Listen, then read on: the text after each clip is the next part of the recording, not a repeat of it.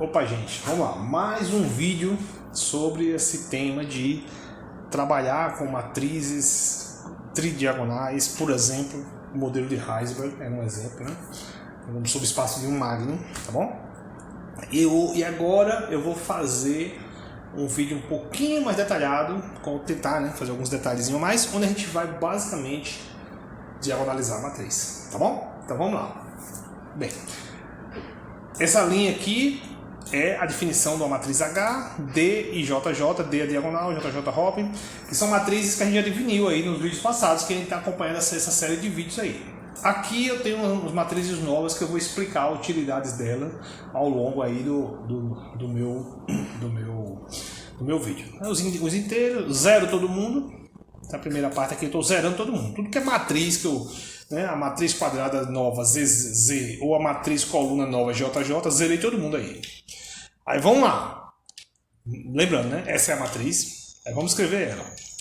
Mesmo JJ é o termo de hopping. A gente já viu, né? O acoplamento. Aí vamos escrever aqui o D.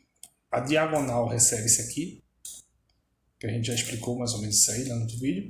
E aí, cara, vem aí uma novidade. Eu vou pegar essa JJ, vou guardar nela o que seria esse termo aqui da subdiagonal. Esse, dividido por 2, que eu expliquei, tem um meio multiplicando essa matriz, né? Eu expliquei isso, né? Então, respectivamente, aqui eu tenho a diagonal da matriz e aqui eu tenho a subdiagonal. Tá bom? Beleza? Então, a diagonal da matriz e a subdiagonal da matriz está aqui. E aqui eu escrevo a matriz H, né? Só para guardar ela, diagonal e a subdiagonal. Do jeito que eu fiz no vídeo passado. Tá bom? Então, aqui eu fiz no vídeo passado, aqui eu tinha feito no vídeo passado, sendo que eu não tinha usado essa matriz coluna JJJ, agora eu vou usar ela, explicarei em seguida. Aqui eu tenho a matriz H, que é essa matriz aqui, multiplicada pelo meio, claro. E aí apareceu aquela matriz Z, que eu zerei ela lá em cima. Agora eu vou dizer o seguinte, essa matriz Z é a identidade. Todos os termos são zero, exceto a diagonal que é 1. Por quê? Porque para diagonalizar esta matriz, eu vou usar um método de diagonalização tradicional, está no livro do Numerical Recipes, chamado TQLI. Como é esse método? Esse método, ele não precisa que você dê entrada formalmente da matriz toda, não precisa. Você só precisa da entrada a diagonal e a subdiagonal. Entendeu por que agora esse JJJ é importante? É esse cara que vai entrar na rotina. Entendeu? Esse cara guarda esses carinhas aqui. Ó. Esse e esse. Tá bom? Beleza? Então, é por isso que eu defini esse JJJ. Então, na TQLI, ela tem a seguinte coisa. Ela entra a matriz D, que é a diagonal, a matriz JJJ, que é a subdiagonal. Aí entra o tamanho da matriz que vai ser diagonalizada, é uma matriz 4x4. O tamanho máximo que você definiu a matriz, 10. E depois tem essa matriz Z. Quem é essa matriz Z que inicialmente foi definida como identidade? Essa matriz Z é uma matriz de saída. Na entrada ela é identidade. Na saída, as colunas dela são os autovetores da matriz H.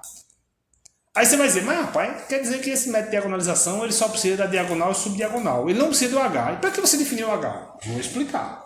Isso é uma caixa preta, isso é um método numérico caixa preta, é uma rotina pronta de um livro. Você tem que testar se essa rotina está funcionando. Pô.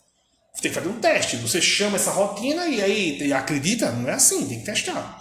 Então vamos testar. Como é que eu vou testar? Como é que eu testo se um vetor é autovetor de uma matriz? Eu pego essa matriz, no caso em questão H, multiplico essa matriz por esse suposto autovetor e o resultado tem que dar quanto? Tem que dar um alto valor multiplicado pelo autovetor, não é assim? É isso que a gente vai fazer. Então vamos lá. Então a matriz TQLI, essa rotina TQLI, ela tem entradas D diagonal, saída, entrada J subdiagonal. Tem esses parâmetros aqui que são parâmetros de entrada e tem esse Z que entra como diagonal. Entra como identidade. Agora vamos para a saída, ou seja, a rotina pega esses dados, resolve lá, faz a mágicazinha, diagonaliza a matriz, aí vamos para as saídas. Quem são as saídas de uma diagonalização? Você precisa dos autovalores e de seus respectivos autovetores. Quem são os autovalores? A matriz coluna D, que na entrada era diagonal, na saída ela tem os autovalores. Então, se é uma matriz 4x4, os 4 primeiros valores da matriz coluna D são os autovalores. E os seus respectivos autovetores estão nas colunas da matriz Z. Então, na entrada, D é diagonal da matriz original. Na saída são os autovalores. Na entrada, Z é uma matriz identidade. Na saída, as colunas dela são os autovetores. Como é que eu testo se isso é fato, se está funcionando, se essa rotina está legal? Vou fazer um exemplo.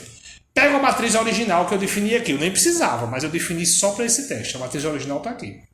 Vou pegar essa matriz, vou multiplicar, por exemplo, pela primeira coluna de Z, que é o primeiro autovetor.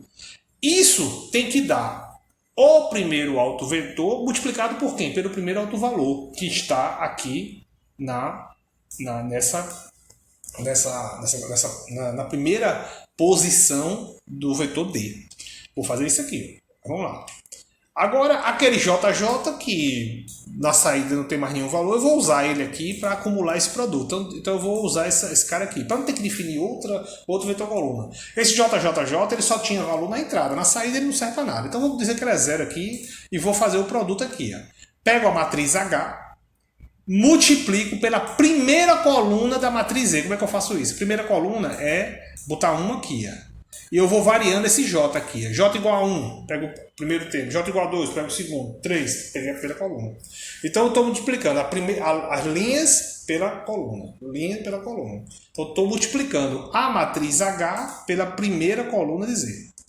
Feito isso, esse cara, ele tem o quê? Ele tem basicamente o resultado desse produto, de H vezes a primeira coluna. Ele tem que dar a mesma primeira coluna, que é o autovetor, a menos de um autovalor. O que é que eu faço? Eu vou dividir aqui todas as componentes desse J pela primeira coluna. Ó, J1 por Z1, boto 1 aqui. J2 por Z2, J3 por Z3, mantendo aqui 1. Esses caras aqui tem que dar quanto, gente? Tem que dar o autovalor. Quanto é o autovalor? O autovalor é D de 1, que é o primeiro autovalor. Se der certo, então o programa está certo. Então vamos lá. Né? Tá. Aí ele escreve aqui as 4 razões e por fim o D1. Observe que os números são todos iguais. Então, de fato, o autovetor encontrado aí, né? O encontrado aí é autovetor da matriz original, tá bom? Tem uma diferençazinha lá na 7ª ou 8ª casa, é um método numérico, né? Não é um método exato, né? A mesma coisa você pode fazer aqui, se você quiser, você bota aqui 2 aqui, desculpa. Você bota aqui 2, 2, 2, 2 e 2. Agora você está aplicando pela segunda coluna, ou seja, o segundo autovetor, né? E roda de novo. Roda de novo, ó, mesma coisa, tá? Todo mundo dá ordem de 0, 10 a menos 8, 0, né? Entendeu? Se quiser fazer para o terceiro, aí você bota 3 aqui e bota 3 aqui, tá bom? Bota 3 aqui, 3 aqui, aí então estou testando todos os autovetores aí e se eles são de fato autovetores lá da matriz.